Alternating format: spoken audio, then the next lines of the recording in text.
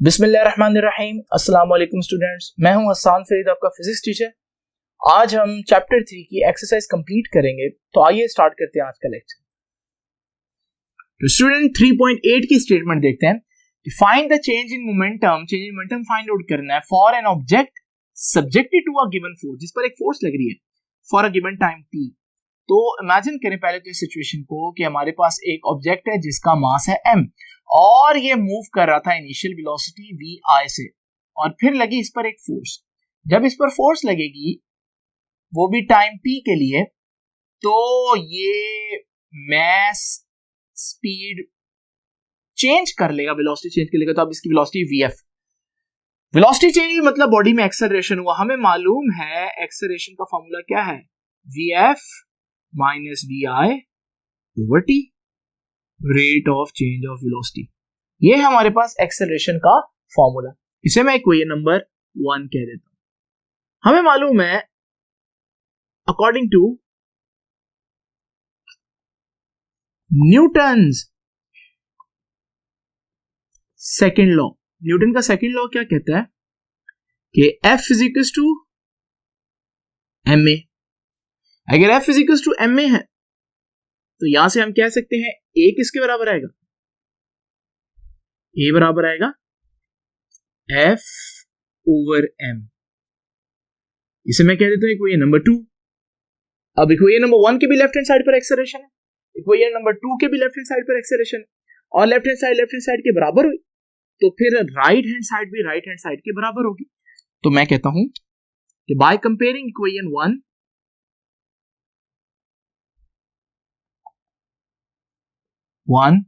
And 2, तो equation 1 और equation 2 को कंपेयर करते हैं।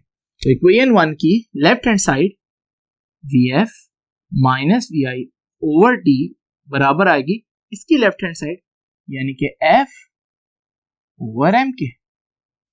यहां से अगर मैं फोर्स निकालूं तो m उधर जाकर मल्टीप्लाई होगा, तो f आ जाएगा m vf minus vi over t। जरा इसको मल्टीप्लाई करते हैं, ब्रैकेट खोलेंगे तो mvf minus mvi over t। बेटा mv क्या होता है, mv तो मोमेंटम होता है, तो mvf क्या होगा, मोमेंटम, और वो भी फाइनल मोमेंटम। mvi क्या होगा, initial momentum divided by t। तो मैं फाइनली अगर बात करूं तो मैं कहूंगा फोर्स किसके बराबर है, ये ऊपर क्या आ रहा है, फाइनल माइनस इनिशियल, तो चेंज इन मोमेंटम होता है, डिवाइडेड बाय टाइम आ रहा है। तो यहां से हम इसको करेंगे डिफाइन, जहां जहां वेक्टर्स आएंगे वहां वहां वेक्टर्स का सिंबल देंगे। तो ये है हमारे पास second law in terms of momentum अब डिफाइन करना है। सेकंड लॉ का मतलब क्या है, सेकंड लॉ में एक्चुअली सारा का सारा फोर्स का ही ताल्लुक है ना, तो वो यूं बता रहा है कि फोर्स, सेकंड लॉ का मतलब है फोर्स और मोमेंटम का क्या रिलेशन बनता है। तो ये आपके सामने रिलेशन आया कि फोर्स और मोमेंटम का क्या रिलेशन है, force is equal to rate of change of momentum. देखो ऊपर चेंज इन मोमेंटम है, लेकिन जब टाइम से किसी भी चीज को डिवाइड करें तो वो रेट ऑफ चेंज बन जाता है। तो यहां से हम कहेंगे कि force is equal to rate of change of linear momentum. और मैथमेटिकली मैंने इसको पहले भी लिखा, फिर लिख देता हूं कि फोर्स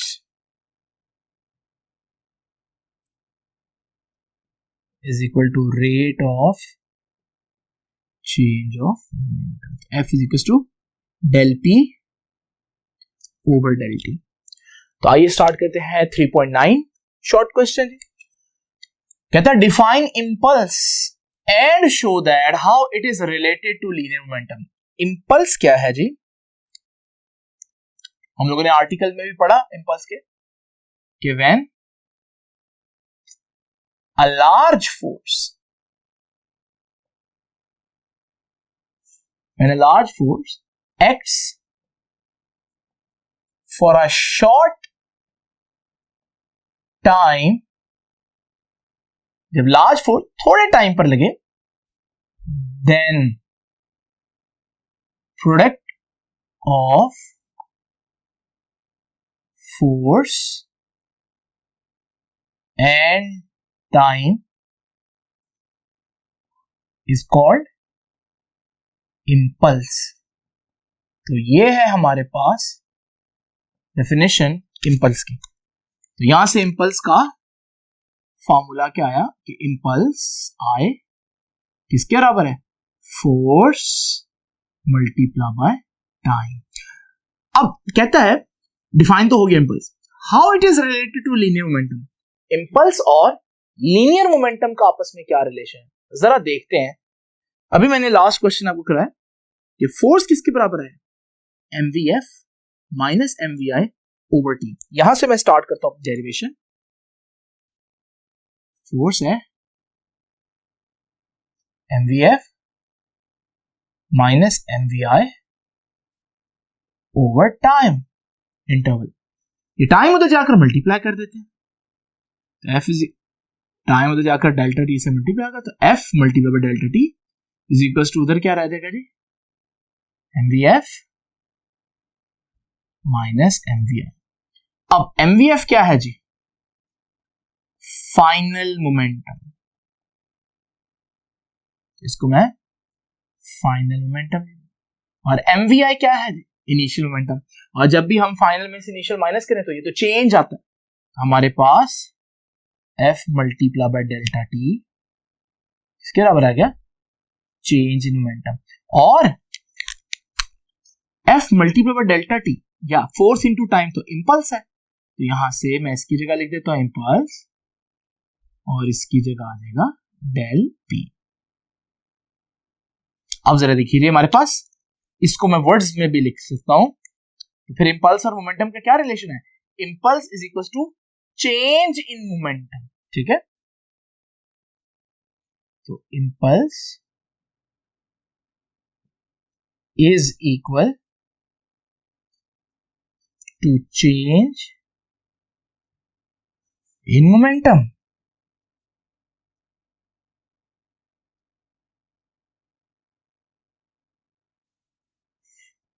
तो ये है हमारे पास इंपल्स और मोमेंटम का रिलेशनशिप। जरा देखते हैं 3.10 article, state the law of conservation of linear momentum. Law of conservation of linear momentum वैसे ही बहुत फेमस स्टेटमेंट है जी, और ये कहती है टोटल लीनियर मोमेंटम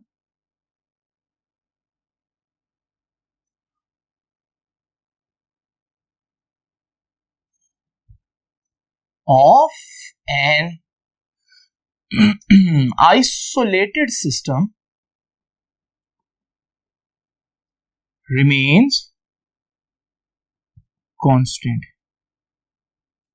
किसी भी आइसोलेटेड सिस्टम का टोटल मोमेंटम, कुल मिलाकर जितना मोमेंटम है वो कांस्टेंट रहता है, चेंज नहीं होता। ये आइसोलेटेड सिस्टम क्या होता है जी, ऐसा system in which there is no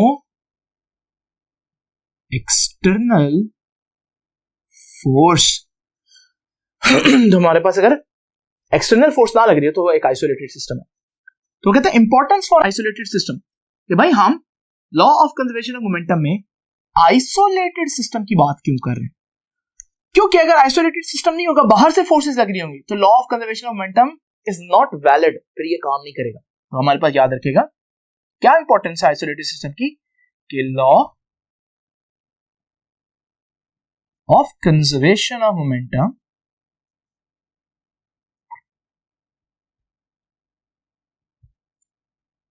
only holds, लग ही तब करता है, only valid when the system is isolated।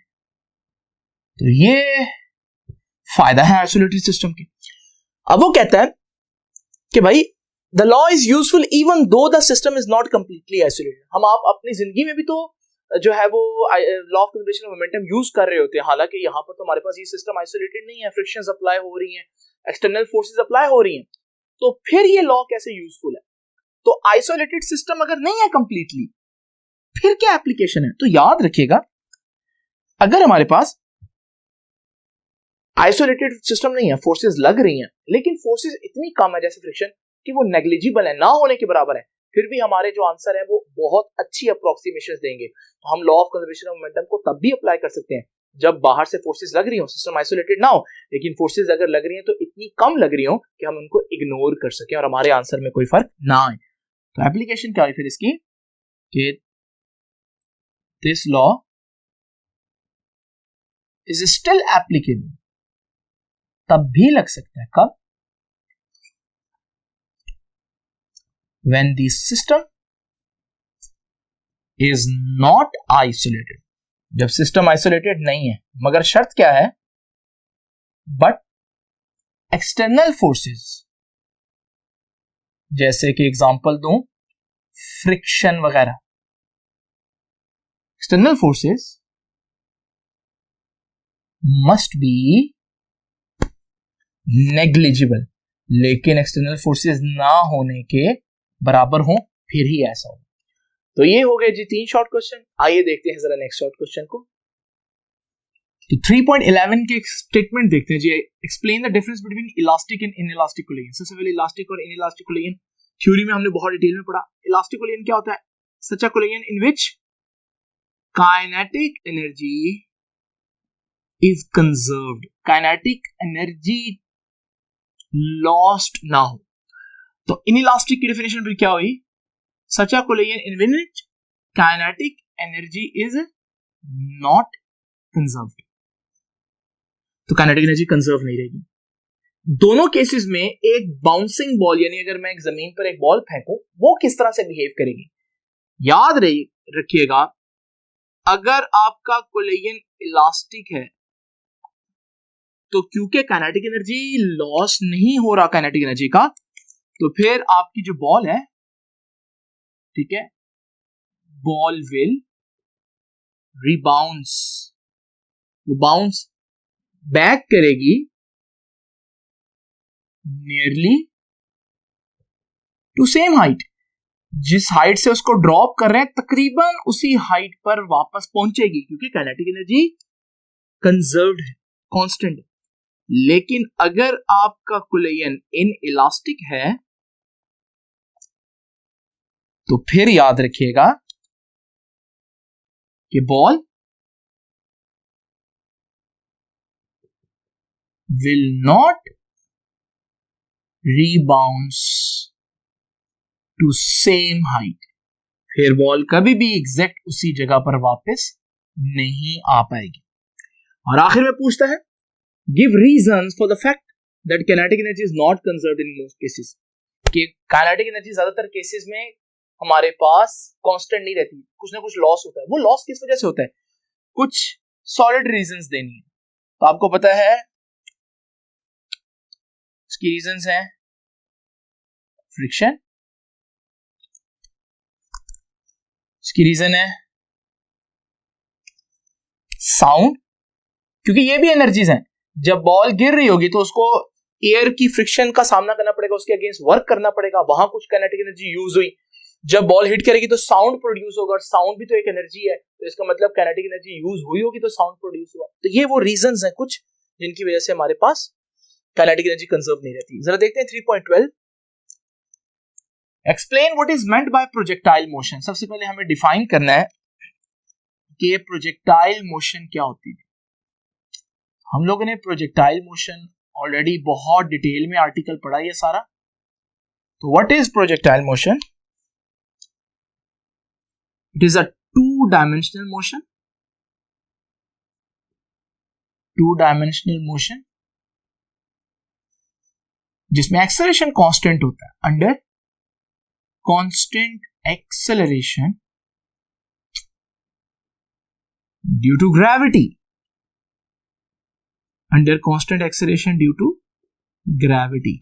ये है हमारे पास प्रोजेक्टाइल मोशन की डेफिनेशन। इसकी एग्जांपल्स आपको पता होनी चाहिए। For example, football kicked by a player, एक प्लेयर जब फुटबॉल को किक करता है तो वो भी एक किस्म की एक प्रोजेक्टाइल में ट्रैवल करती है। अब वो कहता है एक्सप्रेशन ड्राइव करें टाइम ऑफ फ्लाइट के और रेंज ऑफ प्रोजेक्टाइल के, इनके एक्सप्रेशन बनाना, यानी कि इनकी इक्वेशंस ड्राइव करनी है। ये इक्वेशन मैंने आर्टिकल में बहुत डिटेल में डिराइव की हुई है, तो इसके लिए आप लोग आर्टिकल को ध्यान से देखें, वहां पर आपको इसका आंसर मिलेगा। तो मैं यहाँ डिराइव नहीं करता, लेकिन मैं इनके फाइनल एक्सप्रेशंस आते क्या है वो लिख देता हूँ। टाइम ऑफ फ्लाइट का जो फाइनल था वो था 2vi sin थीटा ओवर जी। ये है हमारे पास प्रोजेक्टाइल का टाइम ऑफ फ्लाइट। और रेंज ऑफ प्रोजेक्टाइल का फॉर्मूला है vi स्क्वायर ओवर जी साइन 2 थीटा। ये भी हमने वहां पर डिराइव किया था, तो ये आप आर्टिकल देखिएगा, पढ़िएगा उसको। आखिरी चीज देखते हैं, show that range of projectile is maximum when angle is 45 degree. कि रेंज मैक्सिमम कब होगी? जब एंगल 45 होगा। देखिए सिंपल बात करते हैं, रेंज किस पर डिपेंड कर रही है? रेंज डिपेंड कर रही है साइन 2 थीटा पर। रेंज कब मैक्सिमम होगी? जब साइन 2 थीटा मैक्सिमम होगा, ठीक है। तो फॉर मैक्सिमम रेंज, साइन का मैक्सिमम कब आएगा? जब ये 2 थीटा की वैल्यू 90 होगी, क्योंकि साइन 91 होता है। तो हम कहेंगे for maximum range sine 2 theta कितना आना चाहिए? 1 आना चाहिए, क्योंकि ये मैक्सिमम वैल्यू साइन की। अब देखिए जी, हमारे पास साइन 2 थीटा मैक्सिमम 1 कब आता है? जब साइन के साथ 90 हो, यानी कि ये वाली चीज फिर 90 होनी चाहिए, क्योंकि साइन 91 आता है। और ये 90 कब होगी? जब थीटा कितना होगा? 2 उधर जाकर डिवाइड होगा, तो 90 डिवाइड बाय 2 45। तो यूं आप प्रूव कर सकते हैं कि वाकई में आपके पास रेंज मैक्सिमम आएगी जब एंगल 45 डिग्री होगा। अब जरा देखते हैं 3.13। एट व्हाट पॉइंट और points does a projectile have minimum speed and maximum speed? तो जरा देखते हैं जी, मिनिमम स्पीड कब होगी प्रोजेक्टाइल की और मैक्सिमम? ये एक प्रोजेक्टाइल है, आपने इसको हिट किया, आपको पता ऊपर जाते हुए ग्रेविटी नीचे को खींच रही है, आहिस्ता आहिस्ता इसकी स्पीड कम होगी। तो फिर जब आहिस्ता आहिस्ता कम होगी, इस पॉइंट पर इसकी स्पीड मिनिमम हो जाएगी। तो फिर इस पॉइंट पर जब मैंने इसको फेंका था तो इसकी स्पीड मैक्सिमम थी, और जब ये नीचे गिरेगा फिर से ग्रेविटी इसको खींचेगी, नीचे आते हुए इसकी स्पीड फिर से बढ़ेगी, तो यहां स्पीड मैक्सिमम होगी। तो इसका मतलब मिनिमम स्पीड कहां होगी? जब प्रोजेक्टाइल अपनी मैक्सिमम हाइट पर पहुंचा होगा, ठीक है। तो मिनिमम स्पीड होगी at maximum height of projectile. और मैक्सिमम स्पीड क्या होगी? जब उसको हमने फेंका तो at the point of projection, जिस पॉइंट से हमने उसको प्रोजेक्ट किया, फेंका। और कहां है मैक्सिमम स्पीड? जिस पॉइंट पर वो गिर रहा है, at the point of landing. तो ये है हमारे पास 3.13 का आंसर। तो ये एक्सरसाइज चैप्टर 3 की कंप्लीट हुई। नेक्स्ट टाइम हम इंशाल्लाह चैप्टर नंबर 4 को स्टार्ट करेंगे। तब तक के लिए अल्लाह हाफिज।